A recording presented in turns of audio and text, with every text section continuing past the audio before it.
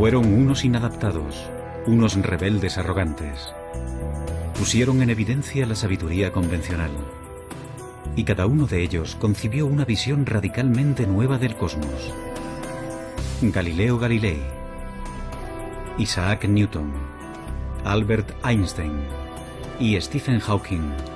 Todos ellos tuvieron una vida agitada, cargada de grandes triunfos y humildes fracasos. Son gente que se ha atrevido a lanzar desafíos. Suelen toparse con la oposición de algunos y no saben enfrentarse a eso. Había una especie de demonio que no les dejaba hacer otra cosa. Hay que tener un ego muy fuerte para decir, puedo resolver esto, descifrar una pequeña parte del universo. ¿Quiénes eran esos genios rebeldes? ¿Y qué secretos escondían sus mentes para permitirles concebir lo inconcebible y poner de manifiesto la belleza y singularidad del universo?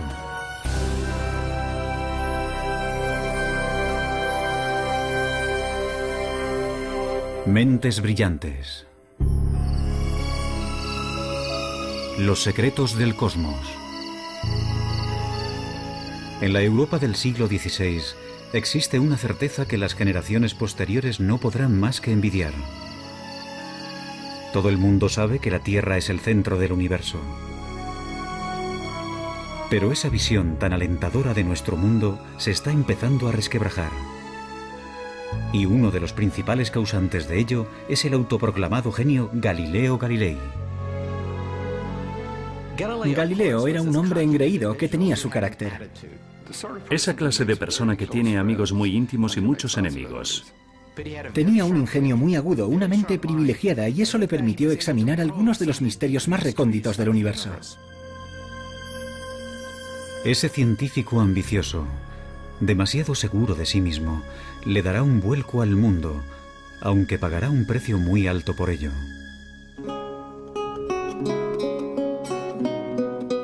Galileo nace en 1564 en Pisa, Italia. Su padre, laudista, es bien conocido por rechazar las convenciones para crear una nueva forma de armonía musical. Galileo hereda esa rebeldía de su padre. A los 25 años se convierte en profesor de matemáticas de la Universidad de Pisa. Pero cada vez se muestra más insolente con sus colegas, que todavía instruyen en las teorías científicas del filósofo griego Aristóteles, casi 2000 años después de su muerte. No olvidemos el hecho de que antes de Galileo no había ciencia tal y como nosotros la conocemos. De acuerdo con la filosofía aristotélica, por ejemplo, los cuerpos en movimiento se detenían no por la fricción, sino porque se habían cansado, y caían al suelo no por la gravedad, sino porque anhelaban estar unidos a la Tierra. Galileo encuentra absurdos tales ejemplos. Esos grandes personajes que se proponen descubrir la verdad y no llegan a encontrarla nunca me ponen enfermo, escribe más tarde. No consiguen encontrarla porque siempre miran en el lugar equivocado.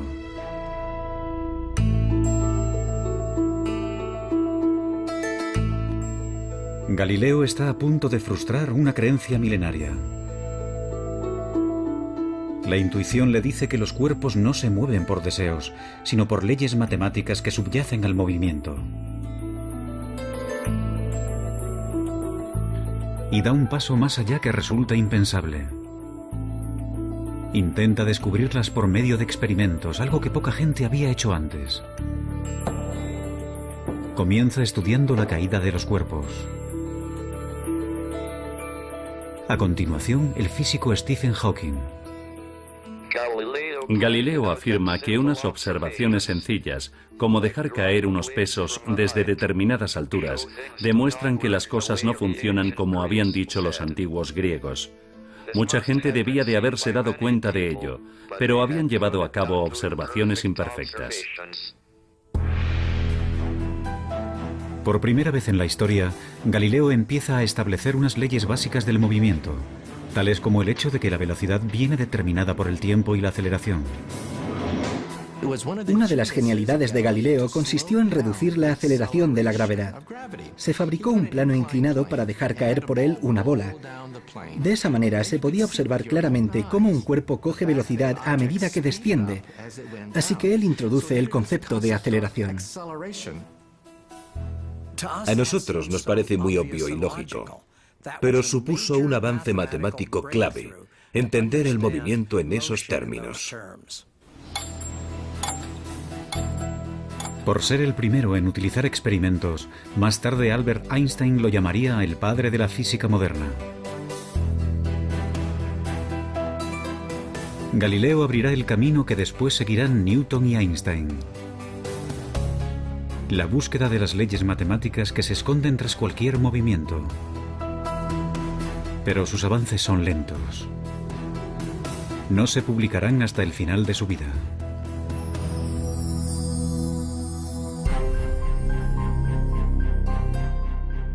A los 45 años, Galileo continúa siendo un matemático mal pagado.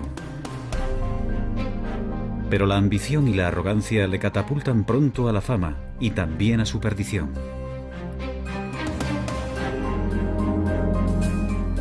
En 1609, Galileo oye hablar de un catalejo, un aparato como de juguete que hace que los objetos distantes parezcan cercanos.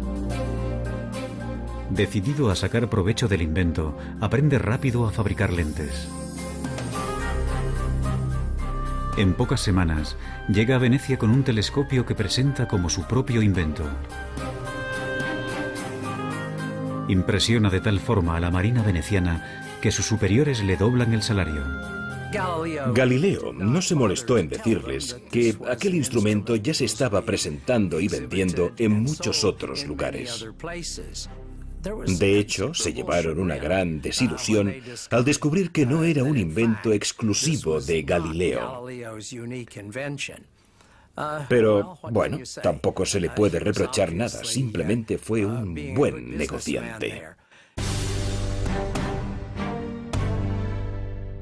Para el librepensador que era Galileo, el telescopio también ofrece la posibilidad de plantear cuestiones que otros no se atreven ni a nombrar.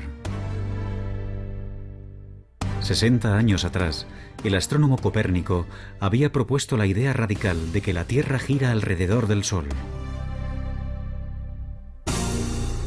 Pero Copérnico contaba con escasas pruebas para su teoría.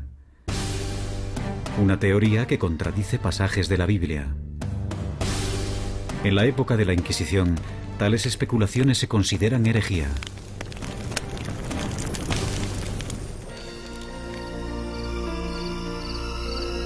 No obstante, Galileo no se detiene.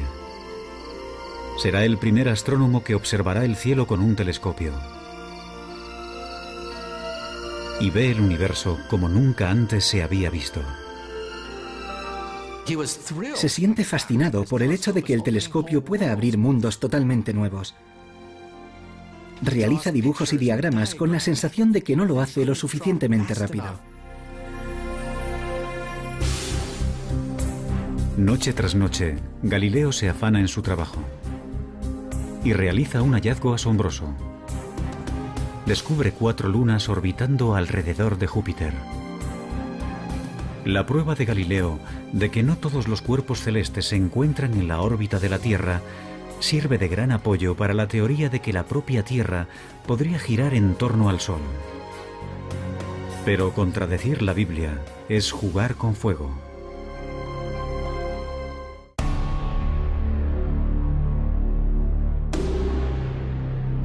Galileo se muestra impaciente ante aquellos que ponen en duda sus nuevas teorías.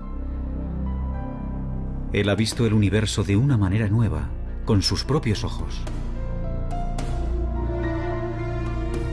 ¿Cómo puedo hacer esto sin que suponga una pérdida de tiempo?, escribe, cuando esos peripatéticos a los que hay que convencer se muestran incapaces de seguir el más simple y fácil de los argumentos. Galileo utilizaba su ingenio mordaz para atacar a la gente, y eso no le proporcionó muchos amigos. En 1615, a los 51 años, Galileo acude a Roma para exponer su caso. Y puede que ese fuera su mayor error. La Iglesia le ordena dejar de dar lecciones sobre que la Tierra gira alrededor del Sol. Pero Galileo vuelve a tentar a la suerte. 9 años más tarde, solicita que vuelvan a escuchar su caso. Esta vez, el nuevo papa es un íntimo amigo. Y Galileo consigue un permiso para escribir un libro. Siguiendo su costumbre de desdeñar a los oponentes, Galileo escribe un diálogo en el que personajes vagamente disfrazados ofrecen argumentos a favor y en contra de su teoría. En sus libros está muy claro quién es el listo, quién es el que hace el papel de Galileo, mientras que los aristotélicos se presentan como los tontos.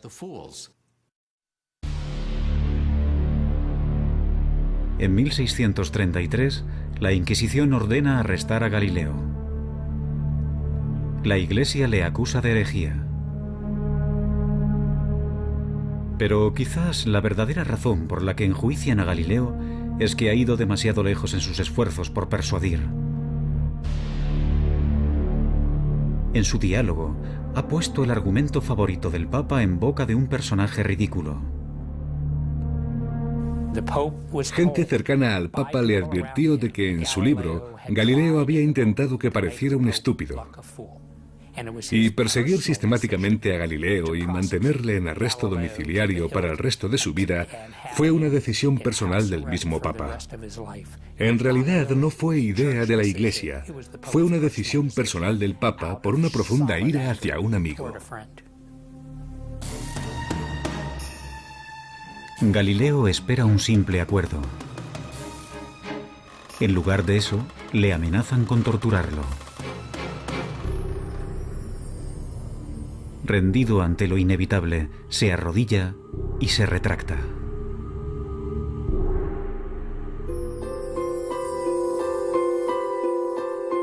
Durante sus últimos 8 años de vida, Galileo vivirá bajo arresto domiciliario. Es un hombre destrozado. Su defensa de que la Tierra gira alrededor del Sol le hará eminentemente famoso. Pero para los científicos que le suceden, su mayor logro es otro.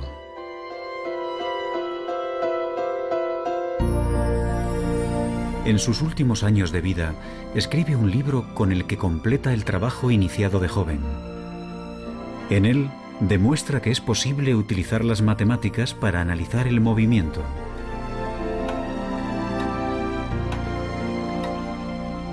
Irónicamente, el año en que fallece Galileo, a 1300 kilómetros de distancia, nace un niño que completará sus ideas.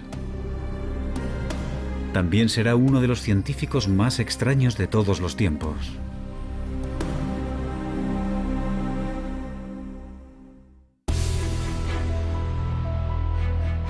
Seguramente no ha habido ningún otro científico que haya trabajado tan duro, sin reparar en comer, dormir o relacionarse con otros, como Isaac Newton.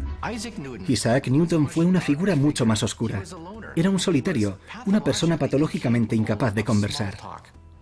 Se podría decir que tenía una obsesión. Yo diría que es el ejemplo más claro que se me ocurre de una persona consumida por su trabajo.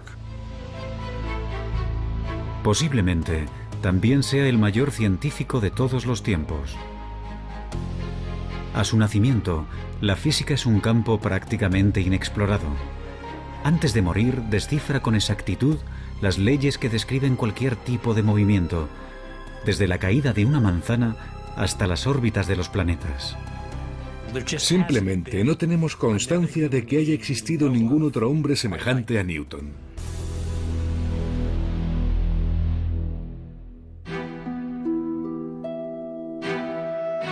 En 1642, Isaac Newton nace en un pueblo remoto de Inglaterra. La suya será una infancia desdichada. Su padre muere antes de su nacimiento, y con tan solo 3 años, su madre lo envía a vivir con una abuela severa y puritana.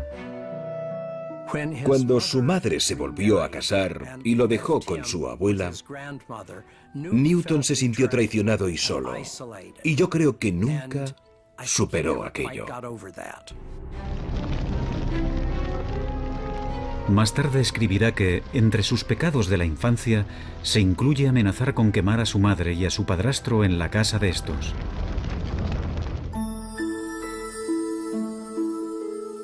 A Newton no siempre le va bien en la escuela,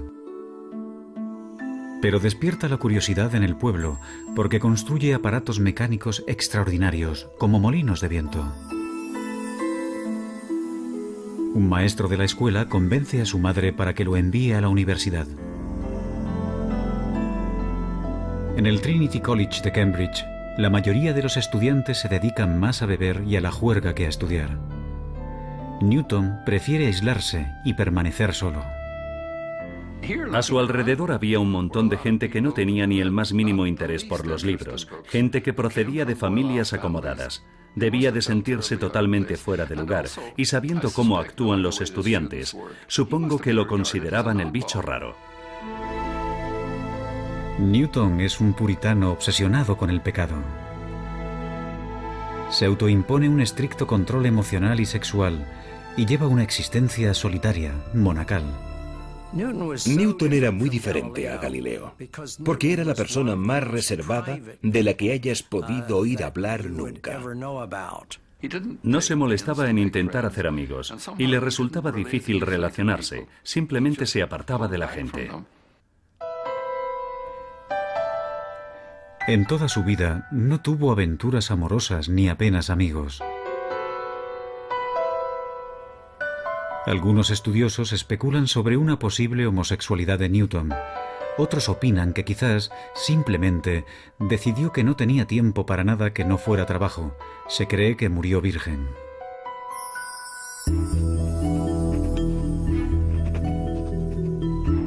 En la facultad, Newton dedica toda su pasión a los estudios. Como a Galileo, las matemáticas le fascinan. Adquiere un nivel avanzado en esta ciencia por su cuenta. Y después comienza a crear unas matemáticas nuevas para analizar el movimiento. Es él quien inventa el cálculo. Newton se siente fascinado por la manera en que el Sol sale y se pone, formando un arco completo. Una de las observaciones más brillantes de Newton fue el hecho de que cuando los cuerpos se mueven, su trayectoria se puede ver poco a poco, gradualmente, con un desplazamiento minúsculo de manera progresiva. Y cuando haces confluir este movimiento, obtienes espirales preciosas, obtienes elipses, círculos. Y no olvidemos que, al escribir sus notas, Isaac Newton estaba creando el cálculo al mismo ritmo al que lo aprenden los estudiantes universitarios de primer año. Si lo hubiera compartido con alguien, habría obtenido el reconocimiento de ser el mayor matemático de Europa. Pero Newton guarda sus descubrimientos para sí mismo. Prefiere trabajar en los detalles él solo.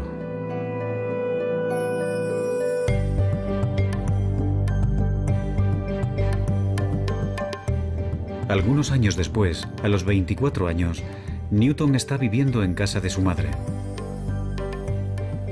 En ella, tendrá la inspiración que revolucionará totalmente la física.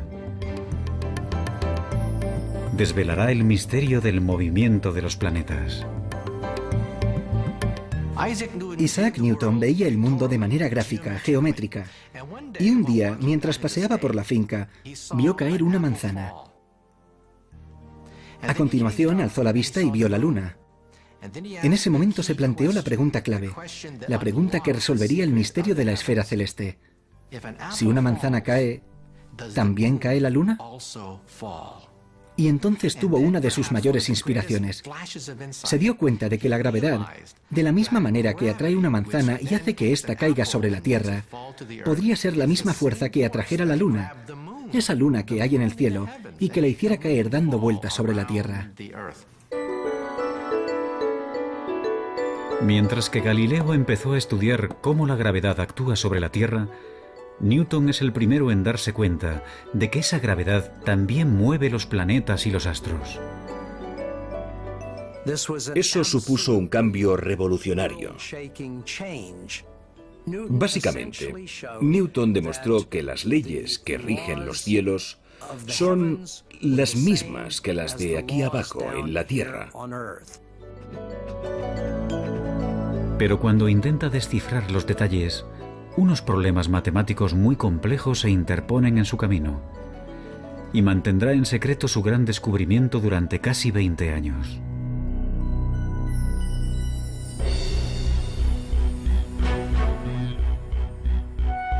Pronto Newton se convierte en profesor de matemáticas en la Universidad de Cambridge. Sus responsabilidades docentes son reducidas y pasa las 24 horas del día investigando en el campo de las matemáticas y la física. Sus colegas no tardan en reparar en su genialidad, así como en su extraña y esquiva naturaleza. En 1672, gracias al invento de un nuevo telescopio, Newton es admitido en la Royal Society, la asociación inglesa de los científicos más destacados. Halagado, permite que publiquen un artículo brillante sobre óptica. No obstante, cuando el gran físico Robert Hooke, equivocado, pone en duda su teoría, Newton entra en cólera y amenaza con abandonar la asociación. Su reacción ante las críticas es casi siempre explicar cuidadosamente por qué lo que acaba de decir la otra persona es una completa estupidez. Tenía una personalidad extremadamente frágil. Como ha dicho uno de sus biógrafos, o mandaba o se enfadaba. Y pasaba mucho tiempo enfadado. Algunos historiadores especulan sobre si el carácter vengativo de Newton, su extremada susceptibilidad a la crítica y su trabajo obsesivo pudieran ser síntomas de una enfermedad mental como un trastorno maníaco-depresivo. Nunca lo sabremos. Si realmente padece una enfermedad mental, no lo detiene en su trabajo.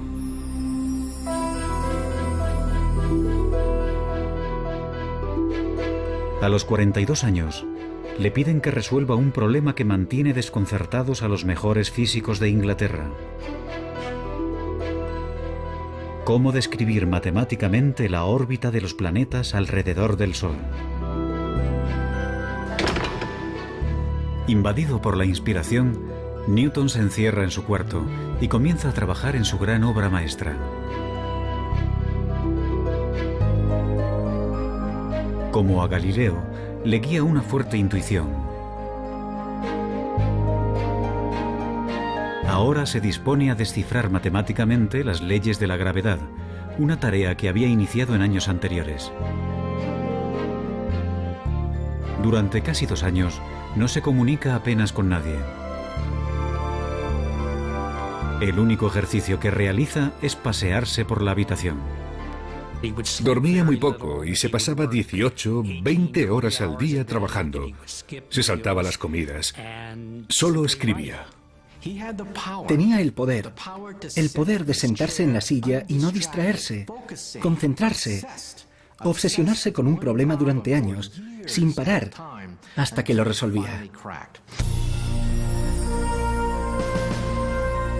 Al final, Newton reaparece con una obra maestra que transformará el mundo, Los Principia. Puesto que es un simplista inquebrantable, Newton se centra en los fundamentos básicos. Desvela cómo la masa interactúa con la fuerza, la inercia y la aceleración.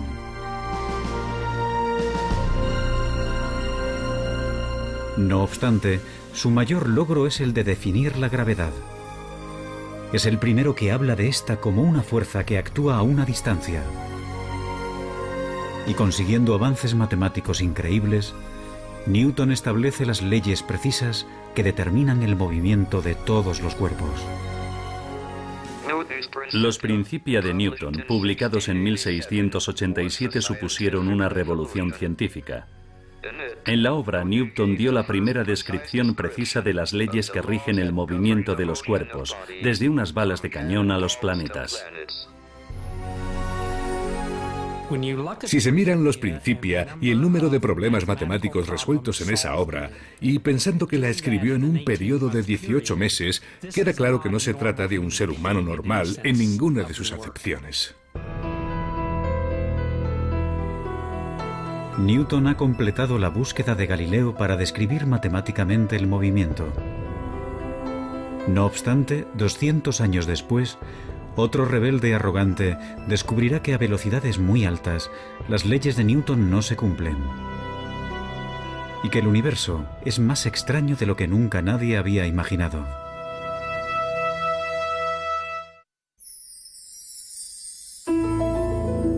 A los 16 años, Albert Einstein se plantea una pregunta muy simple. ¿Qué pasaría si corriera a la velocidad de una onda de luz? ¿La luz parecería estar quieta? Cuando vuelve a centrar su atención en esa imagen, menos de 10 años después, revoluciona nuestra concepción del espacio-tiempo. Le encantaba imaginar mundos que no existían.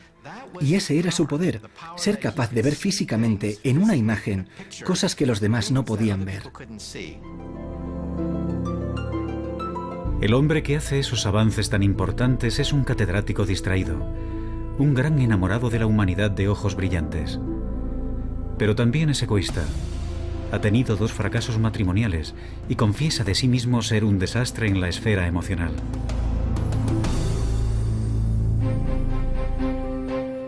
Albert Einstein nace en 1879, en el sur de Alemania, en el seno de una familia judía de clase media. De niño, es callado e introvertido.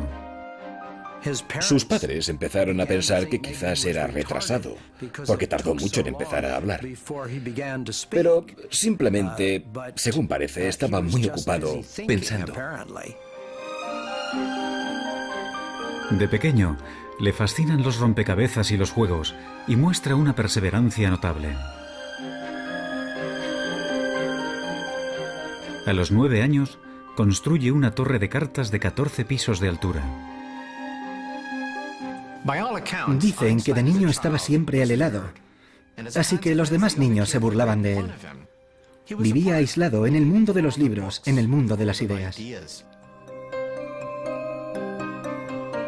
En 1896, con 17 años, Einstein es admitido en la ETH, una universidad politécnica de Suiza, pionera en investigaciones en todo el mundo. Como Galileo, es ingenioso y perspicaz, tiene sentido del humor y también es un rebelde. Einstein ha decidido convertirse en un físico teórico, pero siente que encuentra obstáculos en su camino. Su profesor de física, el señor Weber, no está interesado en las últimas teorías más vanguardistas sobre la luz y la electricidad. Aprueba los exámenes con los apuntes que le deja un amigo y se gradúa con unas notas muy normales. Su comportamiento no ha pasado desapercibido. Solicita algunos puestos de trabajo en universidades y todos se le deniegan. Una vez acabados sus estudios universitarios, Einstein se convirtió en un fracasado en todas las acepciones de la palabra. Su profesor, Weber, profesaba una gran antipatía por el joven Einstein. Le escribió cartas de recomendación que ahora sabemos socavaban sus oportunidades de conseguir cualquier tipo de puesto académico. Incluso antes de comenzar a trabajar de físico, su carrera como tal ya estaba acabada.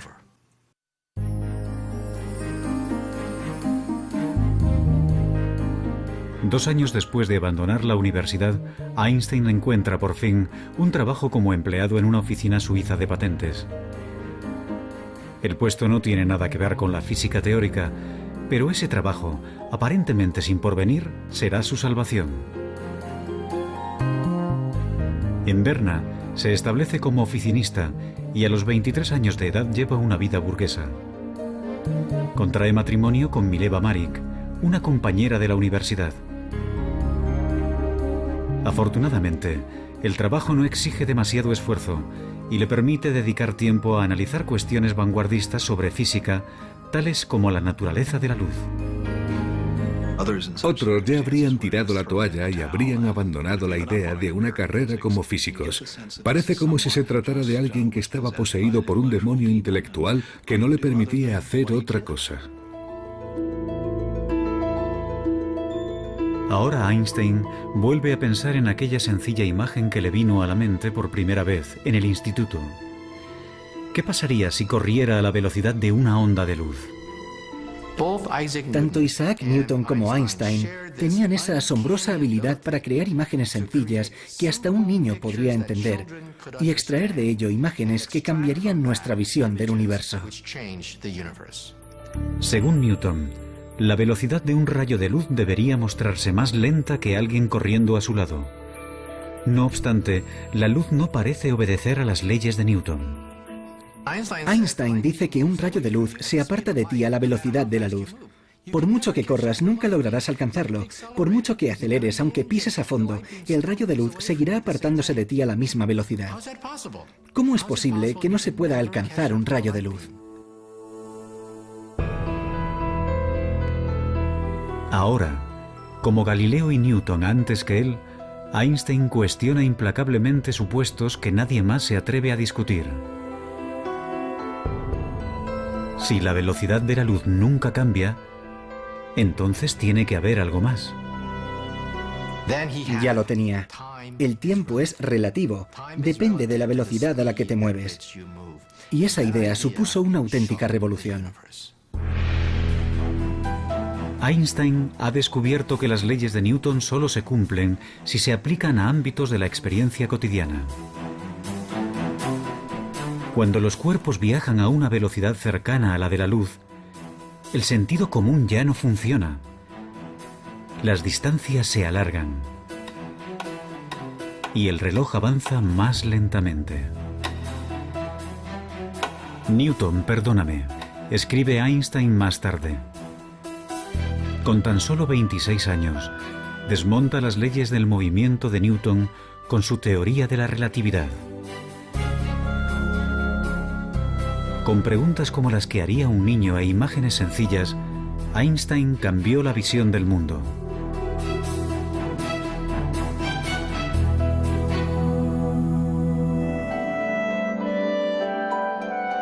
En 1907, Einstein aborda nuevos retos científicos. Pero unas cartas recién publicadas revelan un lado personal poco conocido. Mientras trabaja en su gran obra maestra, se encierra en sí mismo y sus más allegados sufren.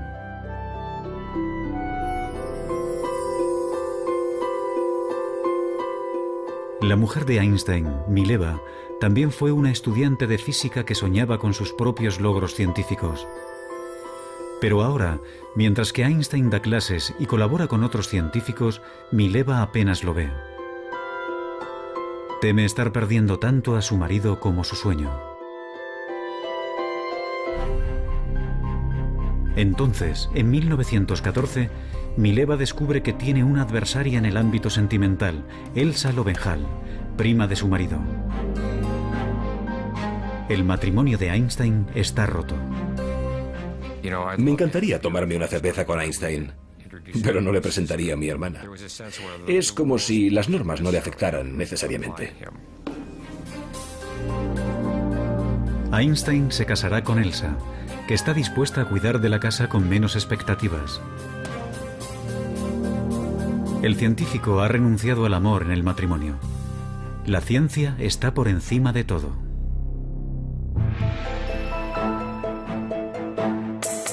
A los 35 años de edad, Einstein está persiguiendo un objetivo que muchos físicos creen imposible. Su intuición le dice que debe de haber una teoría general de la relatividad, que también explique la fuerza de la gravedad. Como Newton, Einstein está obsesionado. Pasa años inmerso en unas matemáticas de una complejidad tremenda. Inseguro de si va por el camino correcto o es una empresa descabellada. Se pasaba años dándole vueltas sin parar a un problema. Se aferraba a él casi como a un perro que no suelta su hueso. Cuando estaba trabajando en la relatividad general, estuvo a punto de padecer una depresión nerviosa. Estaba tan concentrado que llegó a perder una enorme cantidad de peso. Porque no comía, se concentraba en los problemas de la misma manera que lo hacía Isaac Newton.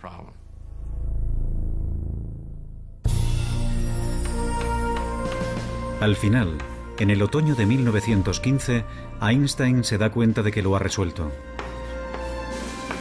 Su nueva visión es tan extraña que incluso a los físicos les costará entenderla.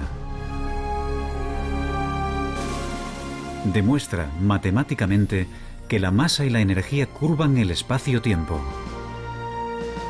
Un cuerpo inmenso como el Sol deforma tanto el espacio-tiempo que un planeta cercano se mueve a su alrededor con una trayectoria curva. Para Newton parecen atraídos por una fuerza.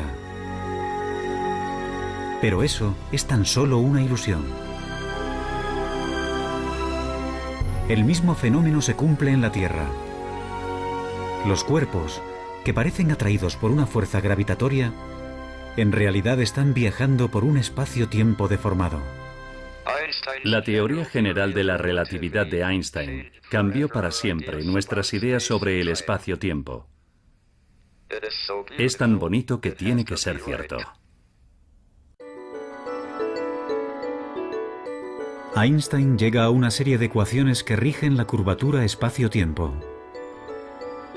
Unas simples líneas describen el movimiento de las galaxias y el destino del universo.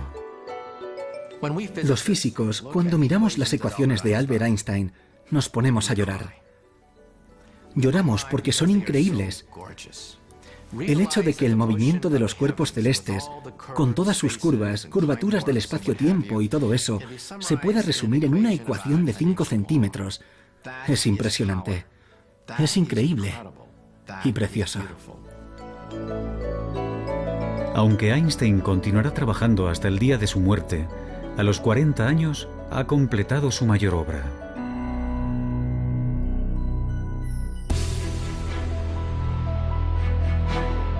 Galileo aplicó las matemáticas al movimiento. Newton perfeccionó esas leyes en el ámbito de la experiencia cotidiana. Pero la búsqueda de Einstein de una teoría más compleja reveló leyes que rigen todo el universo. Actualmente, otro rebelde brillante está intentando encontrar una teoría aún más amplia, una teoría que lo incluya todo.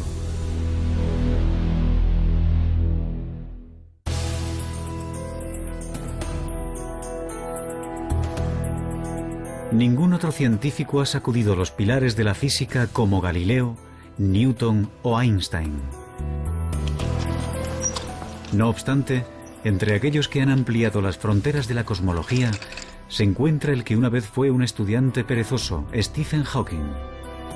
Actualmente, ocupa el mismo puesto de matemático en la Universidad de Cambridge que Isaac Newton. Nací 300 años después de la muerte de Galileo.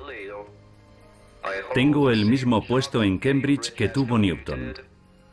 Y trabajo en la teoría general de la relatividad de Einstein. De los tres, con el que más me identifico es con Galileo. Él se guió por su intuición y fue todo un rebelde.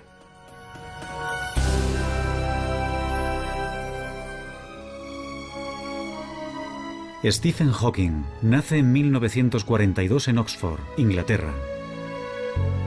Como Galileo, Newton y Einstein, de niño se siente fascinado por cómo funcionan las cosas.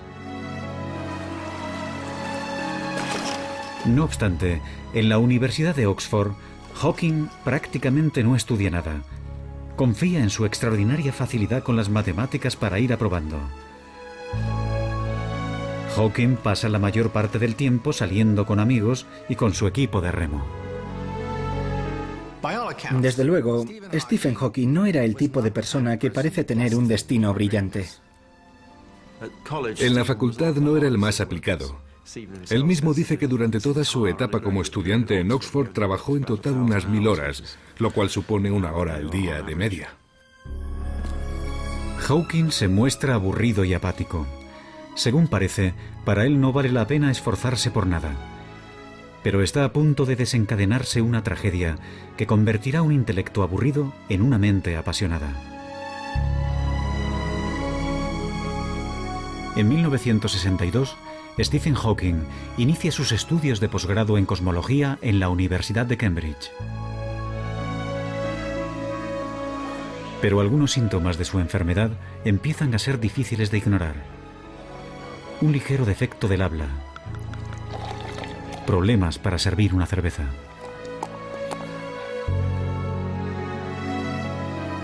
Los médicos le dicen que tiene ELA, esclerosis lateral amiotrófica, comúnmente denominada enfermedad de Lou Gehrig. Las regiones del cerebro que controlan el movimiento se le están atrofiando.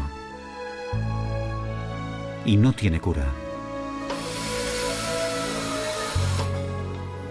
El estudiante de 20 años sabe que su cuerpo sufrirá una parálisis. Con el tiempo, los músculos respiratorios se le agarrotarán y tendrá problemas respiratorios. Los médicos le pronostican tan solo 2 años de vida. Hawking cae en una profunda depresión. Cuando le diagnosticaron la enfermedad, Stephen no esperaba vivir más de 1 año o 2. No parecía que valiera la pena ni acabar el doctorado. Pero inexplicablemente, la enfermedad progresa más lentamente de lo que habían predicho. Conoce a Jane Wilde, la mujer que se convertirá en su esposa, y encuentra un propósito en la vida. Soñé que me iban a ejecutar, escribe. De repente me di cuenta de que había muchas cosas que valía la pena hacer si me concedían un aplazamiento.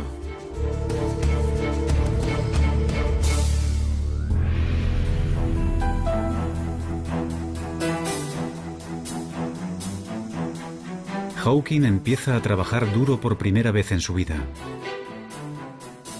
Y para su sorpresa, se da cuenta de que le gusta.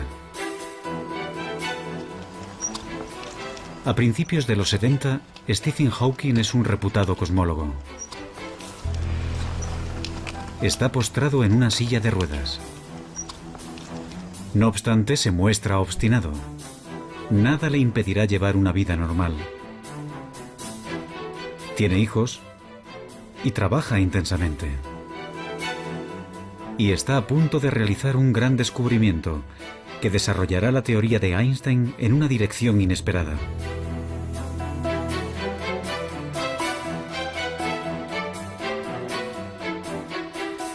La teoría de la relatividad general de Einstein predice el movimiento de cuerpos muy grandes, como las galaxias, pero no puede explicar el comportamiento de las partículas subatómicas más diminutas, que son las piedras angulares del universo. Su movimiento solo lo predice otra teoría, llamada mecánica cuántica. Y para la frustración de Einstein y de cualquier físico, esas dos teorías parecen totalmente incompatibles. Pero Hawking tiene la fuerza suficiente para abordar lo imposible. Cuando Stephen Hawking estaba realizando su trabajo pionero, había 2 bandos opuestos que se odiaban. Nunca hablaban entre ellos. Por una parte estaba el bando de los conservadores más acérrimos, los que mantienen la llama de Albert Einstein ardiendo con fuerza. En el otro bando estaban los teóricos cuánticos. Estos se ocupaban del mundo de las partículas subatómicas, centenares, miles de ellas. Utilizaban unas matemáticas diferentes, un lenguaje diferente, tenían una visión distinta de la física. Y llega Stephen Hawking diciendo que va a intentar aunar los 2 bandos. Nadie había planteado algo así hasta entonces.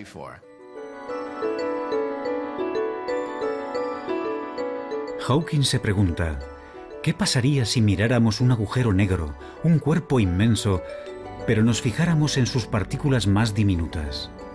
Hawking, como Einstein, es extremadamente perspicaz. Tiene una intuición increíble para plantearse las preguntas clave y hacerlo del modo más adecuado. Los agujeros negros constituyen la predicción más extraña y radical de la teoría de la gravedad de Einstein. Teóricamente, cuando una masa se encuentra extremadamente concentrada, por ejemplo un astro comprimido en una bola de tan solo unos kilómetros de diámetro, el espacio de su alrededor se deforma tanto que la gravedad impide que algo se escape, incluyendo la luz.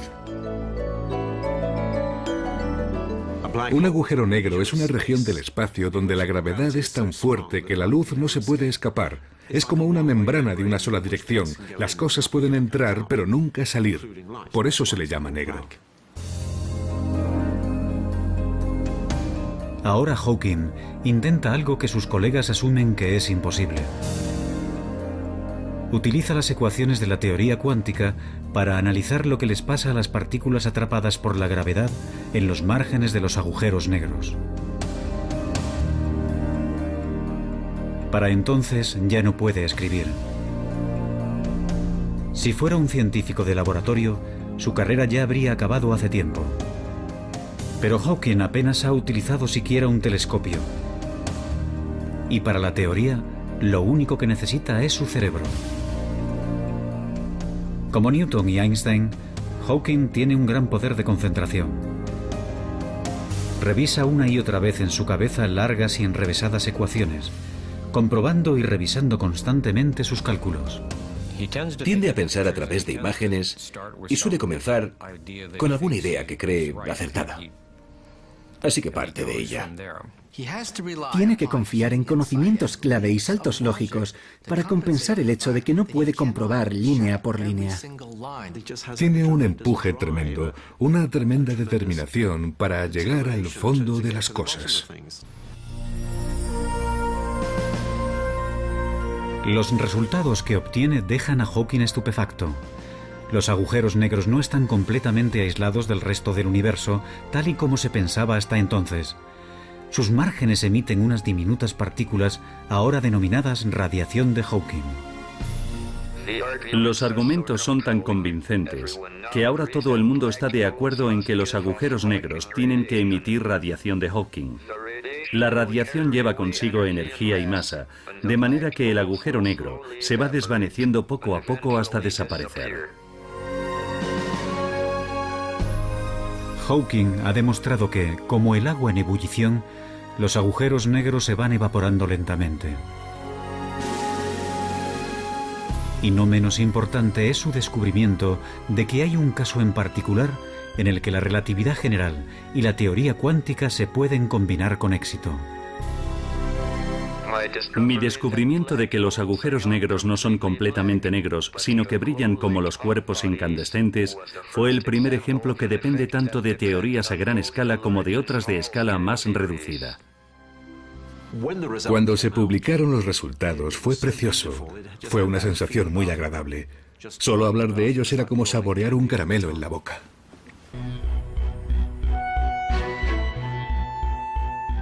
Encontrar una teoría de todo, una teoría que llegue más al fondo de la cuestión, que unifique las ecuaciones de Einstein con la mecánica cuántica, es ahora el santo grial de la física. Eso explicaría el origen del universo. Y Hawking ha creado nuevas esperanzas de que el rompecabezas definitivo se pueda resolver. El descubrimiento que hace Hawking sobre la radiación de los agujeros negros ha sido una pieza importante del rompecabezas, aunque todavía no sepamos cómo es el definitivo.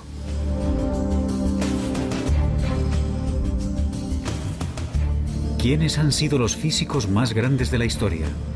Unos patitos feos, rebeldes y distraídos, consumidos por una profunda intuición y sin temor a cuestionar los supuestos básicos más aceptados por todos. Hay que tener un ego muy fuerte para decir, no es tan difícil, puedo resolverlo. Porque lo tienes todo en contra. Nada te garantiza que encontrarás respuestas, que la ciencia funciona. Te estás arriesgando mucho. Su obstinada perseverancia desveló leyes recónditas de la naturaleza. Pero su búsqueda continúa inacabada. Y unas mentes tan brillantes solo aparecen cada cierto tiempo. Pero, ¿quién sabe? Es posible que el próximo rebelde brillante esté ya entre nosotros.